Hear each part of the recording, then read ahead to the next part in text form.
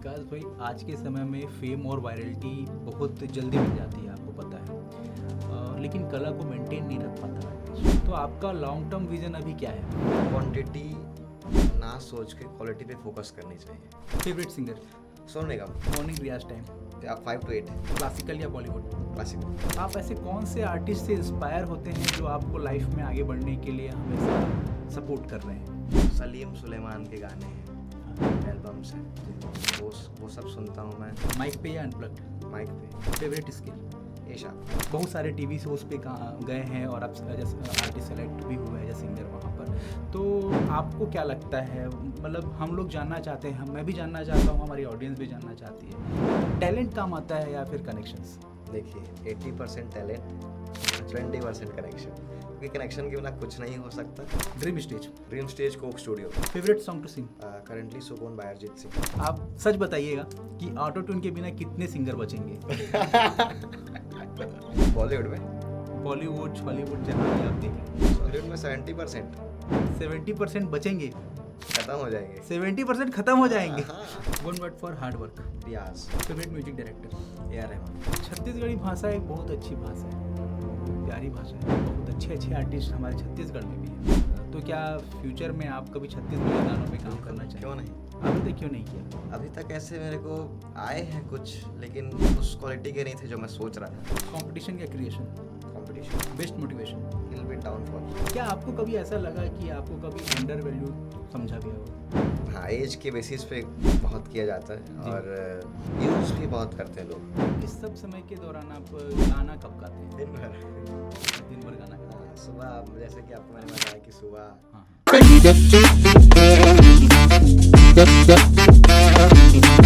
नमस्कार दोस्तों, स्वागत है आपका हमारे चैनल दीप टॉक्स में। तो दोस्तों, आज हमारे साथ ऐसी शख्सियत मौजूद है जो कि मात्र 18 साल की उम्र में अपने आवाज के दम पर पूरे छत्तीसगढ़ का गौरव बन चुके हैं। सिंगर, परफॉर्मर और कंपोजर मास्टर विकास गोस्वामी। जी हाँ दोस्तों, मात्र 12 साल की उम्र में इन्होंने सारेगामापा लिटिल चैम्प्स में टॉप 30 में शिरकत किया था।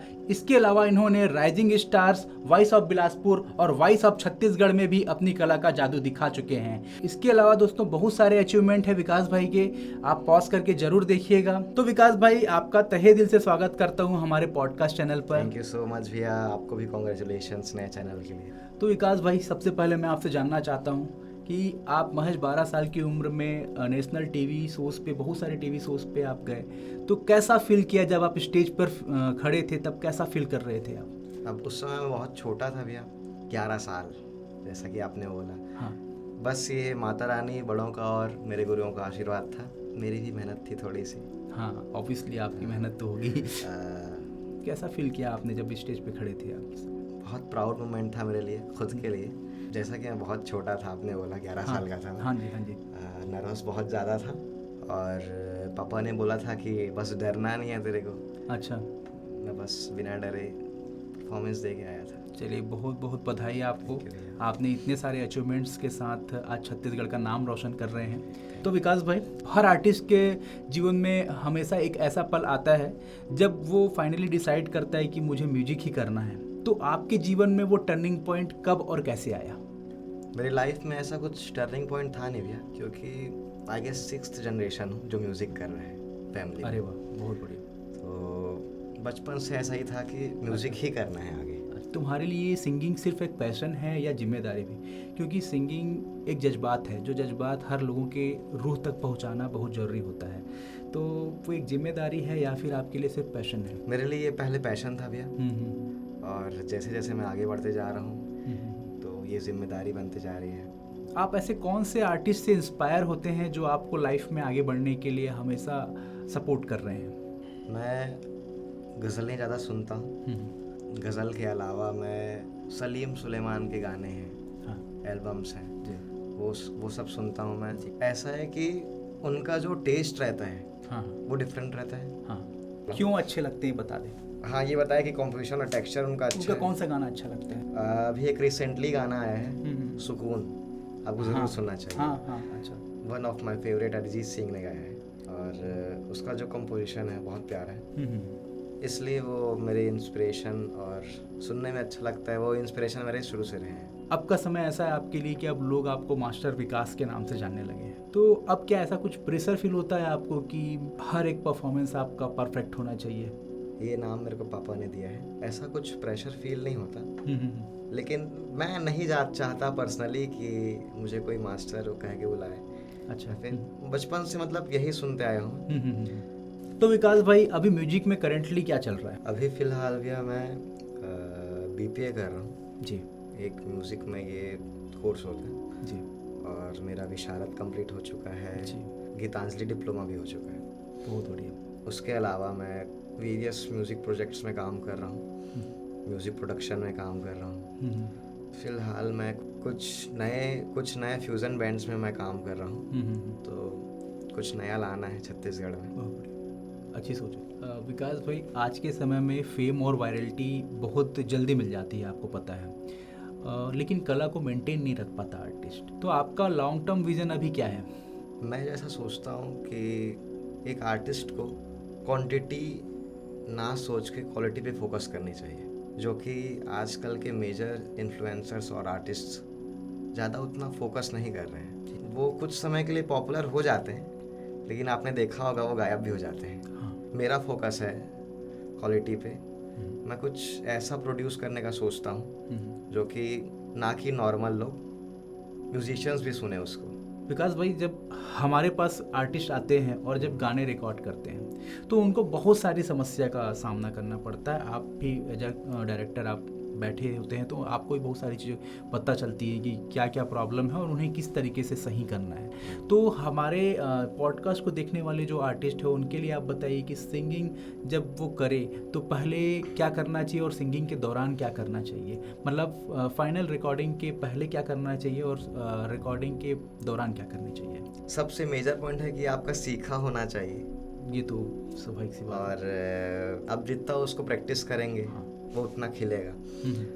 सबसे पहले तो प्रैक्टिस, हाँ, रियाज, सीखना बहुत ज़रूरी है भैया। ऑब्वियसली आपको लाइफ में एक ना एक गुरु बनाने चाहिए। गुरु ही है जो डायरेक्ट करे अपने फील्ड में। माइक का हाइट एडजस्टमेंट, अगर माइक ज़्यादा ऊपर रहेगा तो नेज़ल आएगा, ज़्यादा नीचे रहेगा तो ख़राब लगेगा। स्टूडियो सिंगिंग में बहुत मैटर करता है ब्रेथ कंट्रोल, जितना ज़्यादा हो सके उतना ज़्यादा पानी पीना। आपने अभी ब्रेथ कंट्रोल की बात की, बहुत सारे आर्टिस्ट इस चीज़ को उस तरीके से नहीं समझ पाएंगे। क्या आप कोई एग्जांपल दे सकते हैं या कोई गाना हो जिसे आप बिना ब्रेथ कंट्रोल के और कंट्रोल के साथ कैसा गाएगा आर्टिस्ट?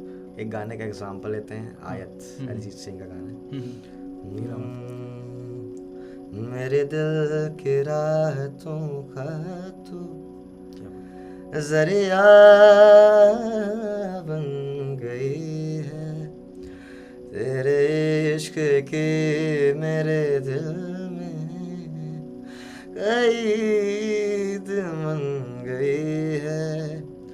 तेरा जिक्र हो रहा है, तेरा जिक्र हो रहा है, इबादत की तरह तुझे याद कर लिया है, ओ तुझे याद कर लिया है। अब ये इस गाने में सांस बहुत ज़्यादा ज़रूरी है जी।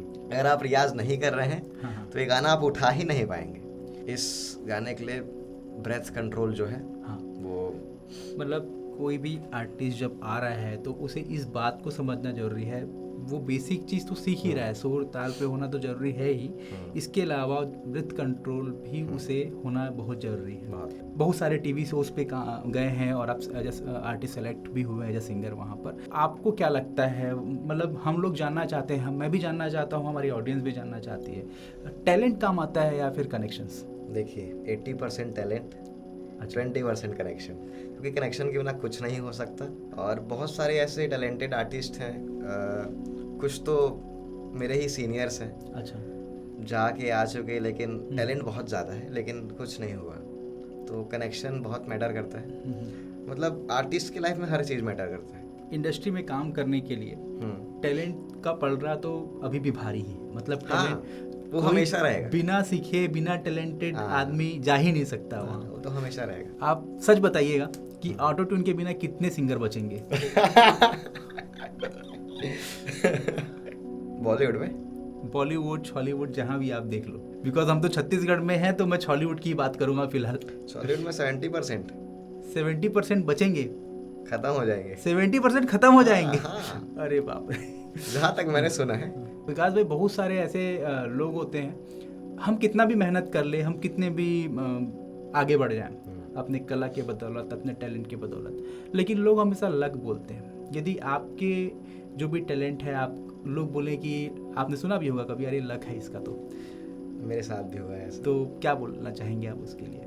दोनों चीज़ मैटर करते हैं। ऐसा है कि आप मेहनत करते रहें, जहाँ पे मेहनत काम नहीं आएगा वहाँ पे लक काम आएगा। टीन एज में फेम मिलने से एटीट्यूड बढ़ता है या डिसिप्लिन? ऐसे बहुत सारे आर्टिस्ट हैं जो टीन एज में फेम मिलने के कारण ख़राब भी हो चुके हैं। अगर आप में कंट्रोल है तो आप आगे भी बढ़ सकते हैं, या फिर वो ऐसा समय होता है जिसमें मैं भी खुद हूँ, या तो बहुत आगे बढ़ा सकता है या फिर ख़त्म भी कर सकता है। छत्तीसगढ़ी भाषा एक बहुत अच्छी भाषा है, बहुत प्यारी भाषा है, और बहुत अच्छे अच्छे आर्टिस्ट हमारे छत्तीसगढ़ में भी हैं। तो क्या फ्यूचर में आप कभी छत्तीसगढ़ी गानों पे काम करना चाहेंगे? क्यों नहीं, बिल्कुल। अभी तक क्यों नहीं किया? अभी तक ऐसे मेरे को आए हैं कुछ, लेकिन उस क्वालिटी के नहीं थे जो मैं सोच रहा था।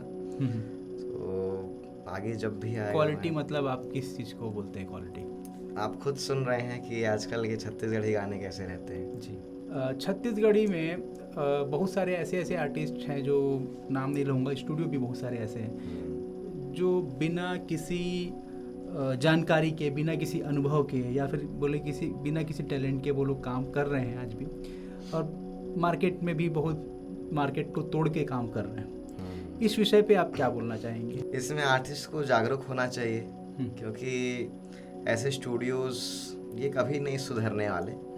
अगर नॉर्मल लैंग्वेज में बोलेंगे, ये कभी बंद नहीं हो सकता। इसमें जो म्यूजिशियंस हैं, जो आर्टिस्ट हैं, उनको जागरूक होना चाहिए, उनको पता होना चाहिए कहाँ पे क्या काम हो रहा है, कहाँ पे अच्छा काम हो रहा है, कहाँ पे खराब हो रहा है। तो आपको क्या लगता है कैसे जागरूक होंगे आर्टिस्ट आपके? देखिए भैया, सोने की पहचान जोहरी करता है। हाँ। वैसे ही आपको अगर अच्छा म्यूजिक चाहिए तो आपको अच्छा स्टूडियो, हाँ, अच्छा म्यूजिक डायरेक्टर, ये सारी चीज़ें चाहिए होंगी। आपका कहने का मतलब है कि एक अच्छे स्टूडियो और एक अच्छे म्यूजिक डायरेक्टर या अच्छे आर्टिस्ट से आप पूछें कि कहाँ उनका गाना अच्छा रिकॉर्ड हो सकता है, कौन उनका अच्छा गाना रिकॉर्ड हो सकता है। क्या आपको कभी ऐसा लगा कि आपको कभी अंडर वैल्यूड समझा गया हो? हाँ, एज के बेसिस पे बहुत किया जाता है, और यूज़ भी बहुत करते हैं लोग। अभी तक मेरे साथ ऐसा नहीं हुआ है, लेकिन मैंने सुना है बहुत सारे ऐसे आर्टिस्ट हैं जो यूज़ होते हैं और उनका टैलेंट का यूज़ किया जाता है। एक आर्टिस्ट को समझ होनी चाहिए कि उसको कहाँ जाना है और कहाँ पे रहना है, कहाँ पे नहीं रहना है। संगत कैसी होनी चाहिए? संगत कैसी होनी चाहिए, और उसको समझ होनी चाहिए उस चीज़ की। विकास भाई, बहुत सारे आर्टिस्ट जो अभी नया नया सिंगिंग स्टार्ट कर रहे हैं या 1 साल से सीख रहे हैं, वो लोग जानना चाहते हैं कि किस तरह की दिनचर्या होनी चाहिए एक सिंगर के। तो आप अपनी दिनचर्या बताइए। देखिए भैया, मैं उठता हूँ सुबह 5 बजे। 5 से 8 मेरा गले का रियाज रहता है, जिसको खरच, ठीक है। 8 के बाद मैं ऐसे कुछ स्क्रॉल करता हूँ कि क्या कुछ नया म्यूज़िक आया है या फिर कुछ नया चीज़ जो सुनने मिले। 8 बजे के बाद मैं कुछ सुनता हूँ, नया कुछ क्रिएट करने की कोशिश करता हूँ खुद से। अभी दोपहर का टाइम मेरा एक बैंड बन रहा है नया, तो मेरा टाइम उधर जा रहा है पूरा अभी जी। तो मैं उधर बिजी रहता हूँ दोपहर का टाइम, प्रैक्टिस और कुछ जैम सेशंस रहते हैं। शाम के टाइम मैं जिम में रहता हूँ। अच्छा। और जिम के बाद फिर आके खाना वाना खा के फिर बैठता हूँ मैं। अच्छा, इस सब समय के दौरान आप गाना कब गाते हैं? दिन भर। अच्छा, दिन भर गाना गाते हैं। हाँ, सुबह जैसे कि आपको मैंने बताया कि सुबह, फिर दोपहर में गाना होता ही है। उसके बाद खाना खा के जब मैं बैठता हूँ तो कुछ नया कंपोज करने की कोशिश करता हूँ। हाँ, अब मैं कुछ सवाल आपसे पूछूंगा जिसके जवाब आपको सिर्फ 2 शब्दों में देना है। Favourite singer? Sonu Nigam. Morning riyaz time? 5 to 8। Classical या बॉलीवुड? क्लासिकल। माइक पे या अनप्लग्ड? माइक पे। Favourite skill? एशा। सूर्य ताल? ताल। स्टूडियो या stage? Stage. Favourite studio? Obviously real to real. Dream stage? Dream stage Coke Studio. Favourite song to sing? Currently सुगोन by Arijit Singh. Music passion या लाइफ? लाइफ। हैप्पीनेस, सिंगिंग या family? Family. Your lucky charm? पापा। Favourite food? White sauce pasta. One word for music? Life. One word for friends? Beloved. One word for hard work? Riyaz. Favourite music director? A R Rahman. Future goal? बहुत सारे fans और पैसा। Your energy booster? पापा का डांट और गुस्सा। Favourite track? हिरवानी। Most challenging song? Aayat. Stage fear या stage? Stage fire obviously. Riyaz morning या night? Night. One word for your voice? Softness. Inspiration Kishore या रफी? किशोर da. Dream collaboration? Bhoomi. Favourite genre? Jazz ghazal. Competition या creation? Competition. Best motivation? Little bit downfall. Practice hours? 5 to 6 hours. One word for guru? Respect. Mic brand you trust? Sure. Favourite music director? A R Rahman. Love melody या rhythm? Rhythm. Music के अलावा कोई दूसरा talent? Talent cricket, badminton और कुछ। One habit you can't live without? गाना। What scares you? Height. Music in word word? Life. You in word word? Multi talented guy. Vikas भाई, बहुत अच्छा सेशन जा रहा है और सेशन के लास्ट में बस थोड़ा सा समय आपका लूँगा। मेरा बहुत दिल के करीब सॉन्ग है एक, मैं जान रहा हूँ। उस सॉन्ग को आपसे सुनना मुझे बहुत पसंद है। आज मैं ऑडियंस को भी सुनाऊंगा। बिल्कुल। जो सॉन्ग का नाम है ये तूने क्या किया, जावेद बाशिर साहब का जो गाना है, तो आपसे वो सुनना मुझे बहुत अच्छा लगता है। एक बार गुनगुना दीजिए प्लीज।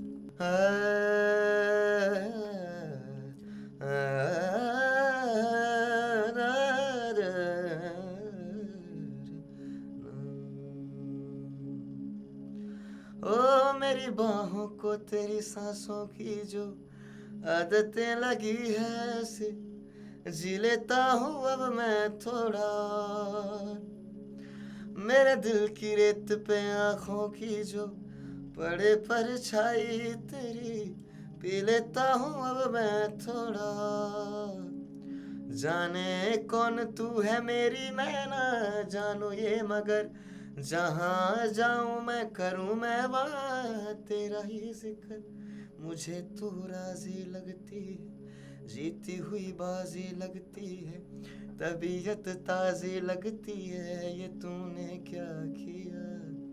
मैं दिल का राज कहता हूँ कि जब जब सांसें लेता हूँ तेरा ही नाम लेता हूँ, ये तूने क्या किया। बहुत बढ़िया यार, दिल को छू जाता है ये गाना और आपके आवाज़ से सुनना मेरे लिए बहुत अच्छा लगता है मुझे ये गाना।